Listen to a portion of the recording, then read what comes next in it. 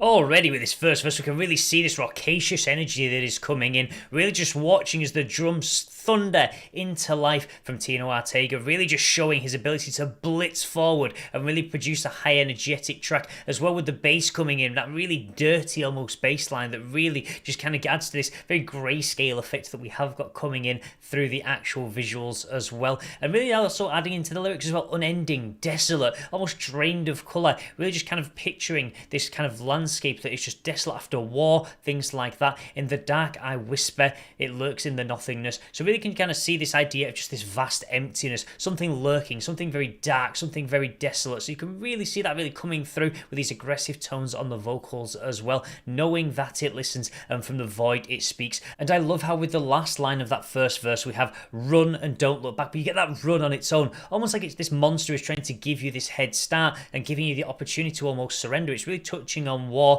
almost like that thing where you see in movies and things where someone gets given a head start, then the chase begins and the thrill of the hunt almost. So it's really interesting how they've kind of put that in, but I like how they've broken that last lyric up to really show that idea.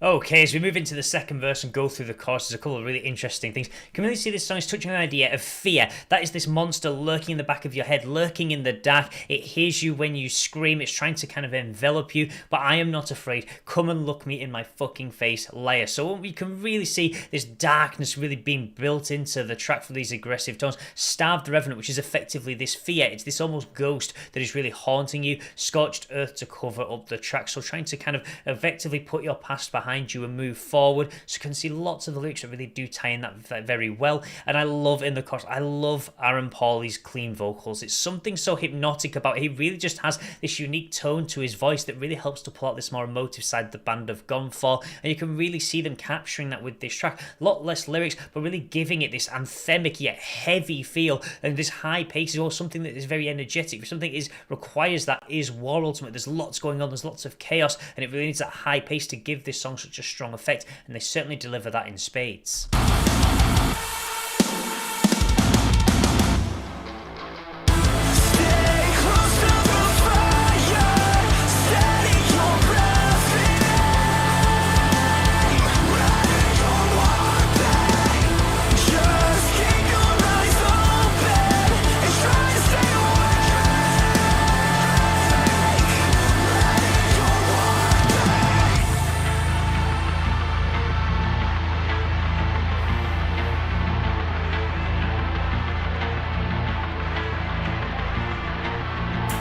I refuse to snuff my light. I refuse to run and hide. I won't let it drag me up into the night. No, not without a fight. Not without a fight. Not without a fight. Ready on one thing. Ready on one thing.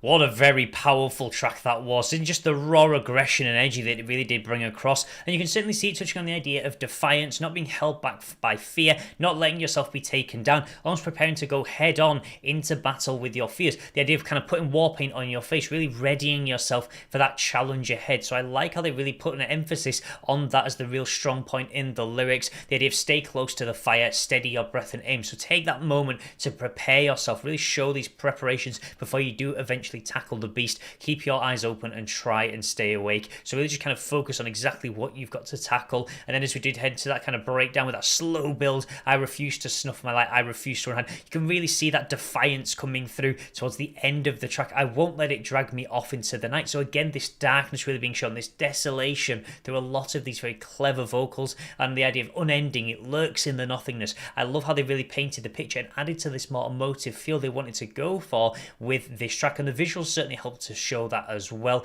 And certainly a very strong track coming in from the band to open up this next album. I really am curious to see exactly how they're going to develop throughout the rest of the tracks we will get to be hearing before the album is actually released. But certainly a very first strong showing for the band. Certainly just bringing in this anthemic, powerful driving track that really just has these heavy moments that really drag you along with that strong pace as well. I really did actually enjoy that. So that'll be everything for today's video, but as always, feel free to let me know your thoughts about this track in the comments section below. Are you quite excited to get to hear this new album Tether when it does release, or do you feel like some of the tracks from their previous works such as Echo and Earth and Sky had that more impactful feel? I would love to know your thoughts, and if you would like to see more content like this, then please do feel free to subscribe, and I will see you in the next Dojo analysis.